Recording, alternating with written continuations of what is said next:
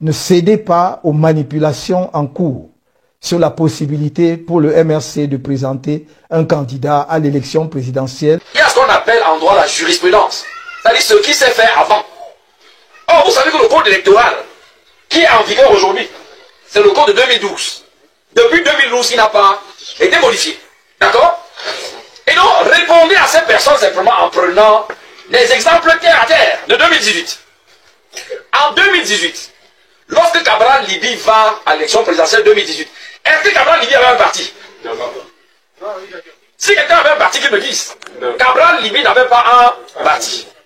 Il a été adoubé par le parti Univers. Un parti dont il n'était pas militant, mais qu'il a recueilli à la dernière minute. Akere Mouna avait-il un parti? Non. C'est vrai qu'à la veille de l'élection, Akere Mouna a rallié le président national. Mais sa candidature était validée. Et vous savez qu'on n'a même pas, on a refusé de retirer ces bulletins de vote simplement parce qu'on disait que une fois qu'on a validé, l'impression des bulletins est mobilisée et on ne peut plus les retirer. Et voilà deux exemples de personnes qui n'avaient même pas un appareil politique. N'est-ce pas? Et qui ont quand même pris part à l'élection. Mais pourquoi est-ce que cette jurisprudence va se fermer simplement parce que c'est Maurice Kamto? Or, vous savez très bien que l'APC, qui est l'Alliance politique pour le changement, le mouvement qui porte la candidature du président Kamto, mais n'est même pas, l'APC n'est même pas une initiative du MRC. C'est l'initiative d'un parti qui a au moins un député que nous connaissons très bien, le député Jean-Michel Nidje. Or, si aujourd'hui, on dit que parmi les partis représentés à l'Assemblée, il y a le FCC, c'est bien parce que l'honorable Nidje, qui avait été élu sous la bannière du SDF, a porté son mandat pour maintenant le mettre dans son FCC. Mais simplement parce que l'article 15 de notre Constitution interdit ce qu'on appelle le mandat impératif. Ça veut dire qu'une fois que vous êtes élu, vous devenez un élu de la nation et vous portez votre mandat partout où vous allez. Et retenez donc que, ça c'est le deuxième argument. Depuis la crise du SDF, je dis ce que je sais le mieux. Des conseils municipaux de plusieurs communes ont démissionné pour prendre la carte du MRC. C'est pourquoi quand le président national vous dit, à ce jour le MRC a des élus, mais il ne le dit pas en l'air. C'est bien sur la base de cette disposition constitutionnelle. Parce que l'élu, par exemple, de Boisson Premier, puisque j'ai des amis conseillers municipaux là-bas, qui démissionne du SDF et qui vient prendre sa carte de MRC. Il est conseiller municipal voté sous le SDF, mais à ce jour, élu du MRC. Or, nos textes disent, pour être candidat à la présidentielle, on n'a pas besoin de 1000 élus, mais d'un seul. Et je crois que la jurisprudence même ancienne parle de ce que le député qui permettait la validation de notre candidature en 2018, c'était le député Sop. C'était bien le député Sop, un seul. Dans ce débat, sachez qu'il est clos. Mais si on devait même continuer, retenez que... Bonjour Evelyne, aujourd'hui on explore une question juridique et politique assez pointue au Cameroun. Oui, bonjour. Le mouvement pour la renaissance du Cameroun, le MRC, a-t-il juridiquement la capacité d'investir Maurice Kamto pour la présidentielle de 2025? C'est la grande question. On va s'appuyer sur une analyse vidéo qui décortique la constitution camerounaise, mais aussi les pratiques internationales. Alors, allons-y. Oui, tout à fait. Et la source d'ailleurs fait bien la différence, c'est important, entre l'éligibilité personnelle de Maurice Kamto, oui, ça semble faire consensus, a priori, et d'un autre côté, la capacité juridique du MRC, du parti, à le présenter comme son candidat. D'accord. Et c'est là que l'article 15 de la Constitution, alinéa 2 et 3, entre en jeu. L'article 15, c'est celui qui parle du fameux mandat impératif, qui l'interdit, je crois. C'est ça. L'idée qu'un élu, une fois élu, serait pieds et poings liés par son parti. Exactement. L'article 15 consacre le contraire, le mandat représentatif. C'est-à-dire que l'élu représente la nation tout entière. Pas juste son parti d'origine. Voilà. Et comme le rappelle l'analyse, ce n'est pas une spécificité camerounaise. Hein. Ah non. Non, ça vient de loin, Révolution française 1789, et l'article 15 camerounais est en fait très très proche de l'article 27 de la Constitution française de 58. D'accord, je vois. Mais alors comment ce principe, assez général finalement, s'applique concrètement au MRC ? L'analyse vidéo utilise des exemples, j'imagine. Oui, et c'est là que ça devient très intéressant, je trouve. Elle s'appuie sur un rapport de l'Assemblée parlementaire de la francophonie. Un rapport qui porte sur ce qu'ils appellent le nomadisme politique. En gros, les élus qui changent de parti. Et ils ont regardé ça dans 23 pays et territoires francophones. Ah oui, quand même. Et qu'est-ce qu'il dit ce rapport? Donnez-nous quelques exemples un peu marquants. Alors, prenons le Burkina Faso. En 93, 9 députés d'un parti claquent la porte, ils créent un nouveau parti, le PDP. D'accord. Et ce nouveau parti est admis à l'Assemblée. Et puis en 2010, rebelote. Un autre député quitte son parti en cours de mandat, il rejoint une nouvelle formation, l'UTC. Et ça passe? Ça passe.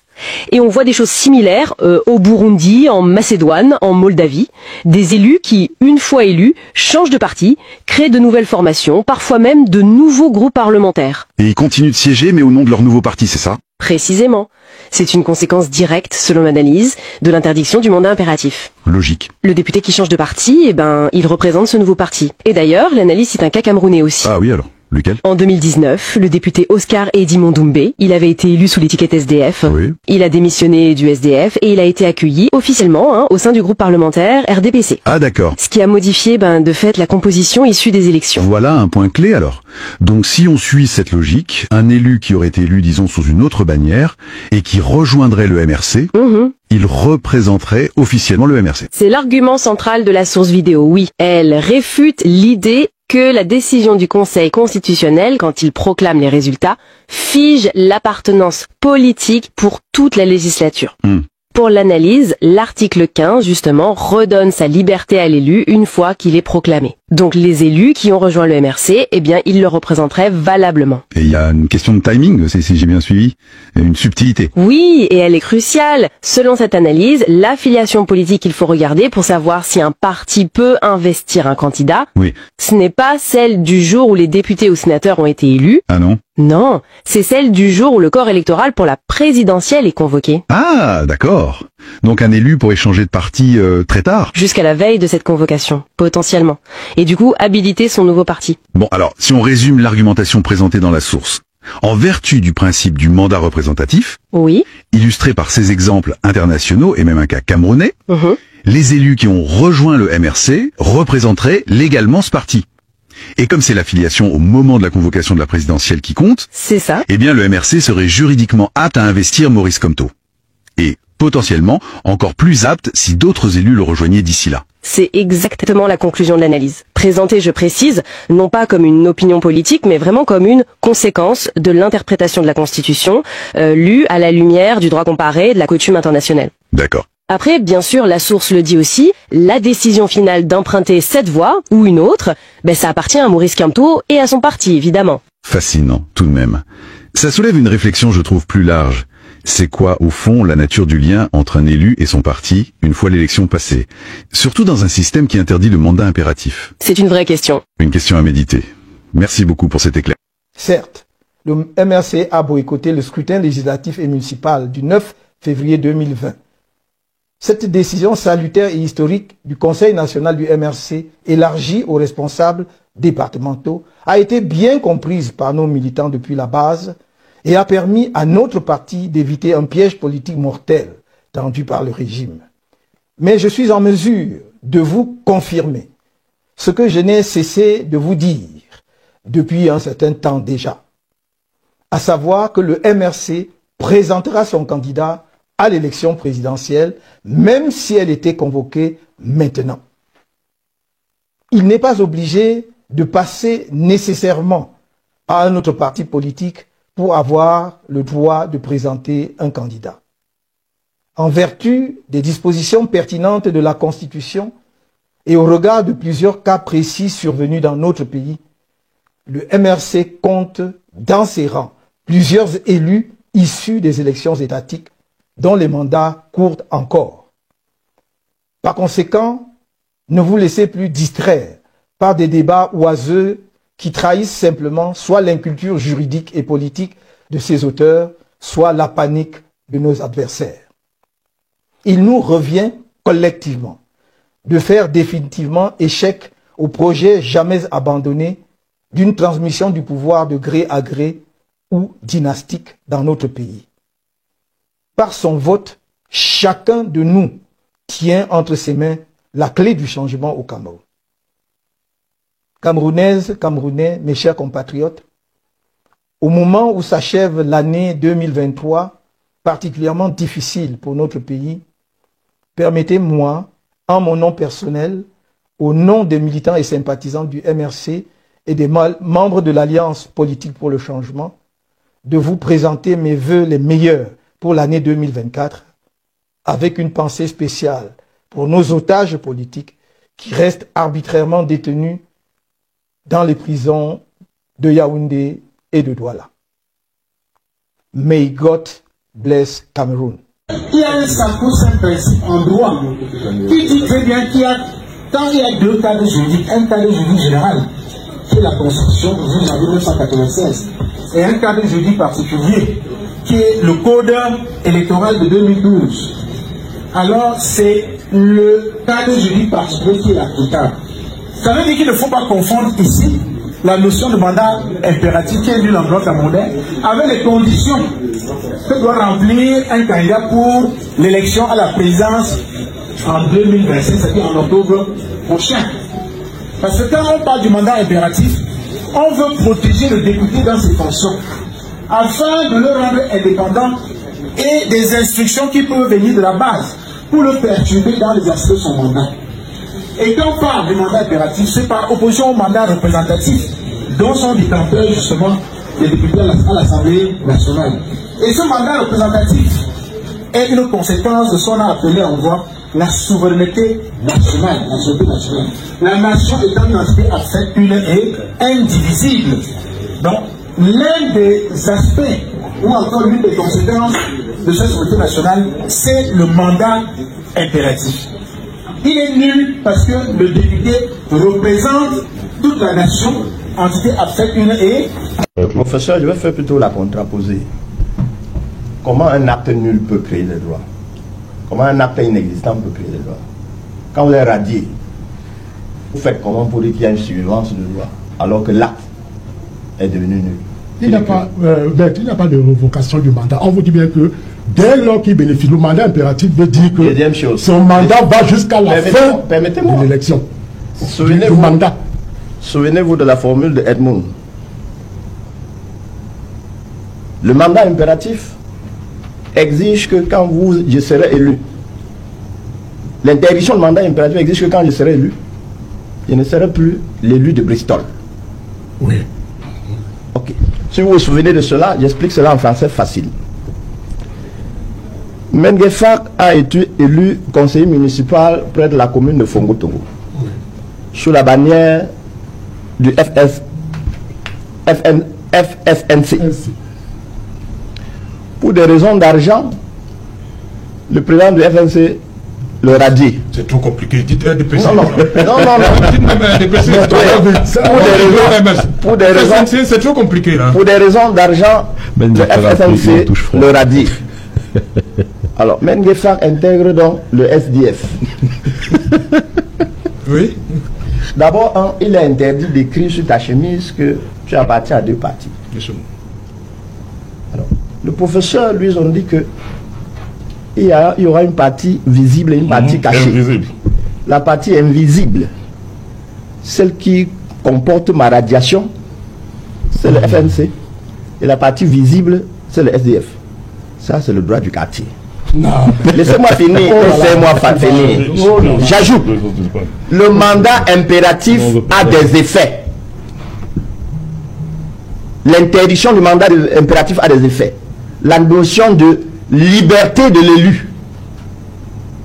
Il est libre partout. Partout. Il n'y a pas d'exception. Voici comment le RDPC, ou bien ceux qui ont conçu la loi camerounaise, ont essayé un peu de créer. C'est-à-dire que pour faire revivre le mandat impératif qui a été interdit par l'article 15, ils ont, par des lois organiques, créé ce qu'on appelle les petits marchés. C'est-à-dire que chaque élu, dans sa zone, il doit bénéficier de quelques petits marchés dont il est obligé de venir rendre compte à cela pour que la base le tienne. Or, professeur, il y a deux notions qu'on doit dire. Avec vous, la notion de l'électorat droit subsiste. Alors que l'interdiction du mandat impératif donne un simple de l'électorat fonction. Vous faites revivre avec votre analyse, on revoit la notion de l'électorat droit. Alors que ce que la loi camerounaise dit, c'est l'électorat fonction. C'est pas une J'ai beaucoup apprécié ce que le professeur de Tchang a dit. C'est du basique. Je ne sais pas pourquoi on s'en va déranger des agrégés pour une question que moi j'avais étudiée durant l'année scolaire 2006-2007, en première année du cycle de capacité en droit. Je crois que si la prochaine fois on m'invite à un pareil débat, je vais revenir avec mon cours de droit constitutionnel de capacité en droit. Parce que c'est aussi simple. Le professeur Essomba vous dira que dès le niveau 1, on nous dit, dans l'interprétation de la loi, l'un des principes fondamentaux est de savoir qu'on ne distingue pas là où la loi n'a pas distingué. L'article 121 n'a nulle part dit qu'il faut être représenté par des élus qui avaient été investis par vous lors des dernières échéances électorales. Ça, c'est les gens du RDPC qui veulent préparer l'opinion publique à une forfaiture. C'est la même loi. C'est exprès que tout à l'heure, quand vous m'avez demandé de lire, j'ai dit non, je préfère que vous-même, vous lisez. Pour que les 30 millions de Camerounais qui se passionnent pour la question entendent bien que la loi a dit être représentée. Et depuis, le professeur Essomba, du haut de son rang magistral, n'a pas contesté qu'un élu puisse démissionner du parti qu'il avait investi et puisse adhérer à un nouveau parti politique. C'est de son droit. Alors, dès lors qu'un élu, que quelqu'un qui a été élu sous la bannière A, adhère au parti B, et la Cour suprême du Cameroun, qui à l'époque siégeait comme conseil constitutionnel, a dit, peu importe la date à laquelle on a adhéré à ce parti, il suffit juste de présenter la carte de membre du nouveau parti politique. Comme je vous le disais tout à l'heure, ce débat, c'est 2 points que je veux soulever. Tout au début, je vous ai dit, ce n'est que de la mauvaise foi. Le RDPC maîtrise la différence entre le mandat impératif et le mandat représentatif. Je vais emprunter mes idées à un honorable militant du RDPC, et pas n'importe quel militant, un membre du bureau politique du RDPC, qui est toujours vivant. Il s'agit du ministre d'État Marafa. Dans ses mémoires, qu'il a fait publier sous le titre « Une décennie d'action », et le choix de l'action, il explique ceci. Il dit, lors de son passage, lors de sa décennie de passage à la tête du MINA, il dit, les plus gros défis qu'il avait, les plus gros problèmes qu'il avait, c'était avec les SDF, qui n'arrivaient pas à comprendre que depuis 1996, le Cameroun est passé sous le système du mandat représentatif. Parce qu'à l'époque, le SDF, quand le SDF était en bisbille ou en désaccord avec ses militants qui jouissaient d'un mandat, saisissait le MINAT pour demander la déchéance de cet élu. Et le MINAT, qui était dirigé à l'époque par un membre du bureau politique du RDPC, répondait invariablement au SDF que nous étions désormais sous le régime du mandat représentatif. Et dès lors qu'un citoyen était élu, il n'avait plus de compte à rendre à sa formation politique. Et que même si on l'excluait, et qu'on pouvait l'exclure, il conservait sa qualité d'élu. Il s'ensuit donc que cette qualité d'élu le suit dans n'importe quelle formation politique où il va et déteint sur la formation politique en question. L'autre chose, M. Serge Alain, en l'état actuel, moi je ne vois pas d'inconstitutionnalité sur l'article 121. Bien sûr. Bien, merci. Je suis d'accord que la loi électorale a dit que pour être investi par un parti politique, il faut que les 10 partis politiques soient représentés soit à l'Assemblée nationale, soit au conseil municipal, soit au conseil régional. Le problème se posera seulement si ELECAM estime que les élus qui ont rejoint les rangs du MRC ne répondent pas à la définition, ne répondent pas à l'exigence de l'article 121, que nous irons devant le Conseil constitutionnel pour lui dire que ELECAM a cherché à distinguer là où la loi n'a pas distingué. Parce que l'article 121 parle d'être représenté. Si ELECAM veut introduire une distinction qui n'est pas prévue par la loi, et que cette distinction et que l'interprétation de l'ECAP est contraire à la lettre et à l'esprit de la Constitution. Notamment l'article qui dit tout mandat impératif est nul, qu'on va donc examiner la constitutionnalité de l'article 121. De la République à des fins égoïstes et politiciennes. Invité à l'émission La Vérité en face sur Equinox et Télévision, cet acteur de la société civile scientifique appelle le peuple souverain à prendre en main son destin en cette année électorale. Voyons tout cela dans ce reportage de Théophile Tchunke et Kevin Thiogo. Avec la soif de changement, le pouvoir est aux abois. Invité de l'émission La Vérité en face sur Equinox Télévision, le professeur Abba Oyono, acteur de la société civile scientifique, pose sans état d'âme le diagnostic du climat sociopolitique au Cameroun, à quelques mois de la présidentielle 2025. Suivez la température sociale. Bon nombre de Camerounais sont mécontents de notre gouvernance. Et qui en est responsable? Je vais répondre. Le principal responsable du drame camerounais est le président de la République. Alors que la question de la candidature unique de l'opposition pour l'échéance électorale à venir alimente les débats dans l'espace public, l'expert en contentieux public pense que seul le peuple souverain est le seul déterminant appelé à prendre en main son destin. L'idéal serait évidemment que les oppositions fédèrent leur énergie. Mais la tendance est que ce n'est pas possible. Donc c'est pour vous dire que, s'il vous plaît, le déterminant, l'élément capital dans la course à la présidentielle, c'est le peuple souverain. Une brèche sur le récent appel à candidature du président Paul Biya par les chefs traditionnels, le professeur Abba Oyono qualifie d'anticonstitutionnel l'acte posé par ces gardiens de la tradition. Ce glissement vers le politique est extrêmement dangereux parce qu'il n'est pas conforme ni aux principes démocratiques prescrits par la Constitution, ni à la loi, ni aux droits de l'homme. S'ils s'expriment à titre intuitu personnel, le problème ne se pose pas. Ils ont cette latitude. Par contre, que ce soit clairement entendu, lorsqu'on a excipé cette disposition de la Constitution, que les chefs traditionnels n'ont pas embarqué dans leur aventure et arborant leur casquette les populations qui... Tout comme il dénonce les membres du gouvernement qui piétinent les décisions de justice, l'expert déplore la mainmise du pouvoir sur l'organe en charge des élections et les CAM. Ne peuvent pas avoir une position impartiale. Tout simplement pourquoi c'est des institutions et des organes qui ne sont pas suffisamment audacieuses en intégrant le devoir d'ingratitude. On me nomme, je fais mon travail. Quant à ces alliances qui se forment autour du parti au pouvoir, l'université est claire. Donc il faut détourner l'opposition de son objectif en faisant penser que ces partis satellites et autres et tout pèse d'un poids électoral. Allons à l'élection présidentielle, que le pouvoir change de camp, vous me direz ce que valent ces partis. 2025 est donc l'année de tous des frissons. Le moment venu, quand ce pouvoir va vaciller et aura un nouveau pouvoir, il y en a qui vont renier Paul Biya. Les langues vont se dénier.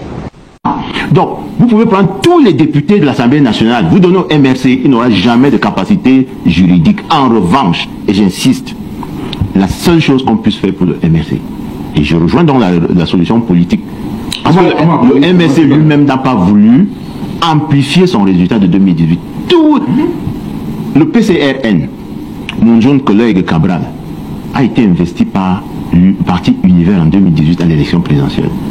Il va à l'élection au double scrutin de 2020 avec un autre parti politique. Il s'en sort avec 5 députés et 207 conseillers municipaux. 5 députés et 207 conseillers municipaux. Vous pensez que vraiment, si le MRC de 2018 là avait voulu amplifier sur le plan politique cette dynamique de l'élection présidentielle, il aurait manqué même un candidat. Donc, moi je dis que le seul service à rendre au MRC, si vous voulez donc sur le compromis politique, c'est que les élus qui désirent lui délivrent ces fameux documents. Parce que c'est la seule option, de mon point de vue, qui peut permettre de sortir de l'impasse. Monsieur Cole, vous posez la question de savoir si le professeur Kamto a mesuré les risques. Je vous réponds parfaitement, le professeur a mesuré les risques. C'est un érudit du droit. Le professeur Kamto savait pertinemment que le moment venu, il va poser ce débat sur la table. Le professeur Kamto savait pertinemment que le moment venu, il va poser ce débat sur la table. Le débat sur les insuffisances de la Constitution qu'il maîtrise parfaitement. Et je suis en train de dire, je parle sous le contrôle de l'avocat, il y a une forme d'expressif verbis ici. Il y a un vide juridique. Reculez, vous dépassez le micro. Il y a un vide juridique, maître. Et le vide juridique ici est parfaitement en train d'être exploité par le professeur Maurice. C'est quoi le vide juridique? Le vide juridique, c'est que la loi ne dit pas expressément si on peut, un parti politique qui n'a pas des élus, en l'occurrence le MRC, peut avoir l'aval de certains partis politiques, notamment en termes de conseillers municipaux, pour avoir des élus susceptibles de lui permettre de concourir. Depuis ce débat, il n'y a aucune de ces organisations ayant ces élus qui s'est portée comme personne morale. Il s'agit des individus qui disent quitter le parti. Il ne s'agit pas des organes. Si c'était le SDF comme entité, si c'était je ne sais pas quel autre parti ayant des élus, on n'aurait pas fait ce débat. C'est un débat. Mais la question ici, c'est que c'est des individus qui ce n'est pas les organisations politiques. C'est bien pour ça que nous faisons le débat. Est-ce qu'on se comprend maintenant? Je ne sais pas si vous mesurez, si vous comprenez parfaitement, mais je vais vous donner la parole. Soyez rassurés. Je dis, les élus, pour la plupart, ceux qui disent parti-là, sont du SDF. C'est des individus du SDF qui parlent. Ce n'est pas l'entité, ce n'est pas l'organisation morale qui s'appelle SDF qui a dit on va investir le professeur Kamto. Sinon, on ne ferait pas le débat. C'est pour ça qu'on donne la parole aux juristes que vous êtes. Donc ce sont des conseillers municipaux. C'est ce que je vous dis depuis. Très bien. Et voilà pourquoi je suis en train de dire, est-ce que la loi dit expressément que un parti politique n'ayant pas des élus ne peut pas avoir des élus venant d'un autre parti politique pour pouvoir concourir? Ce sont des élus. Très bien. Alors, c'était pensé par le professeur Maurice Kamto, laisser faire les choses et au dernier moment sortir cette carte. Bonjour Abba. Bonjour M. Juan Gomez et bonjour à tous les auditeurs de la radio mondiale. Et merci de nous écouter justement au Cameroun. Vous êtes à Bertois. Quelles sont vos questions? Le pouvoir camerounais a prolongé d'un an les mandats de députés et de conseillers municipaux. Et à ce sujet, j'ai justement des questions à vous poser, M. Juan Gomez. Oui. Comment le pouvoir justifie cette mesure? Alors, on va déjà répondre à cette première question. Le réseau de téléphone n'est pas très bon. Bonjour Amélie Tullet. Bonjour. Journaliste au service Afrique de RFI. En tout cas, ce qui est sûr, c'est que les législatives et les municipales ne se tiendront plus comme prévu l'année prochaine, mais en 2026. C'est d'ailleurs la troisième fois consécutive que ces élections sont décalées. Il y a donc eu, en début de semaine, l'adoption par l'Assemblée nationale d'une loi qui proroge donc d'un an le mandat des députés. Un décret gouvernemental également qui proroge le mandat des conseillers municipaux, des élus municipaux pour être précis. Comment le pouvoir justifie cette décision? Alors l'argument est technique et financier principalement. Le calendrier prévoyait 3 élections au suffrage direct en 2025, législatives, municipales et présidentielles, et une élection au suffrage indirect pour les conseils régionaux. Donc trop coûteux, trop d'organisation et de moyens humains à mobiliser sur la même année. Le journal gouvernemental Cameroun Tribune évoque les difficultés de trésorerie de l'État et la voie du réalisme choisie par le président Paul Biya. Au niveau du gouvernement, on parle aussi du caractère mobilisateur, trop d'élections d'affilée et peut-être que les électeurs pourraient se fatiguer. Autre argument avancé, dans la pratique, de nombreuses démocraties organisent leurs élections locales et présidentielles soit le même jour, soit la présidentielle a lieu avant. De fausses raisons, rétorque le parti d'opposition MRC qui dénonce un état d'exception de fait. Pour rappel, pour les précédentes prorogations, elles étaient à chaque fois de 2 ans. Donc les législatives et municipales au Cameroun, dans cette logique, pourraient encore être repoussées jusqu'en 2027. À 2027. Ah bon, on suivra ça. Ah bah, je vous ai coupé la parole. Votre deuxième question. Cette prolongation peut-elle gêner la candidature d'opposants à la présidentielle dans la mesure où ils ont besoin du parrainage d'élus pour se présenter? Ah, faut-il y voir effectivement une manœuvre pour écarter des opposants? Amélie Tullet, on rappelle quand même aux auditeurs que la loi électorale précise effectivement que pour être candidat à la présidentielle au Cameroun, il faut être investi par un parti politique qui a au moins un élu ou en cas de candidature indépendante obtenir 300 parrainages. La question posée par notre auditeur, elle mérite justement d'être débattue. Alors de fait, sans législative et municipale avant la prochaine présidentielle, c'est sur la base du paysage politique issu des élections de 2020 que tout va se préparer. Pour le parti majoritaire, le RDPC de Paul Biya, c'est un statu quo avantageux, contrôle du Parlement et maillage territorial, parce qu'on a une majorité absolue à l'Assemblée, 135 députés sur 180 plus les alliés, et 316 mairies RDPC sur 360. Et on le rappelle, selon les statuts du parti RDPC, en tant que président national du RDPC, Paul Biya est le candidat naturel à la prochaine présidentielle. Il briguerait alors un 8e mandat consécutif. Et du côté de l'opposition alors? Alors pour les partis qui ont des élus ça ne change rien, pas de gêne. Mais il y a Maurice Kamto, déclaré deuxième à la dernière présidentielle de 2018, qui souhaite à nouveau compétir pour l'élection présidentielle. Or, son parti, le MRC, a boycotté les législatives et municipales de 2020. Donc ça veut dire qu'il n'a aucun député à l'Assemblée nationale, aucun représentant municipal. Aucun élu MRC lors des élections de 2020. Pourtant, le secrétaire général à la communication du parti assure que ça ne change rien, cette prorogation du mandat des députés, parce qu'il dit que Maurice Kamto a toujours plusieurs options pour se préparer à la présidentielle. Donc collecter 300 signatures de parrainage pour une candidature indépendante. Mais comme dans les textes, il faut 30 signatures d'élus ou d'autorités traditionnelles pour chacune des 10 régions que compte le Cameroun, vu le maillage RDPC, certains analystes estiment que ce sera quand même très compliqué à atteindre. Joseph Emmanuel Ateba, donc cadre du MRC, répond que non, qu'il y a des hommes intègres, libres, pouvant faire des choix républicains et donc laisser l'opportunité à un candidat de l'opposition de se présenter. Autre option, Juan, être investi par un autre parti politique qui a des élus, ou encore, affirme ce cadre du MRC, s'appuyer sur des élus qui, entre-temps, depuis 2020, auraient rallié le MRC. L'intitulé de RFI, Radio France Internationale. Là, c'est bon? Ma question, espérez-vous briguer un nouveau mandat en 2025 ou souhaitez-vous qu'une nouvelle génération représente le RDPC à la prochaine présidentielle? Vous n'entendez pas. Madame demande si en fait tu veux briguer un nouveau mandat en 2025 pour le compte du parti. Votre ambassadeur. Je vous remercie, madame. Comme vous le savez, le Cameroun est dirigé conformément à sa constitution. D'après cette constitution, le mandat que je mène a une durée de 7 ans. Alors, essayez de faire la soustraction. 7 moins 4 ou 3 et vous saurez combien de temps il me reste à diriger le pays. Vous qui lisez les réseaux sociaux, personne ne veut entendre un traître mot positif sur Paul Biya. Parce que tous les Camerounais raisonnent en termes de souffrance. Ils regardent leur quotidien et regardent le quotidien de ceux qui gouvernent et se disent comment est-ce qu'un pays peut être bâti ainsi?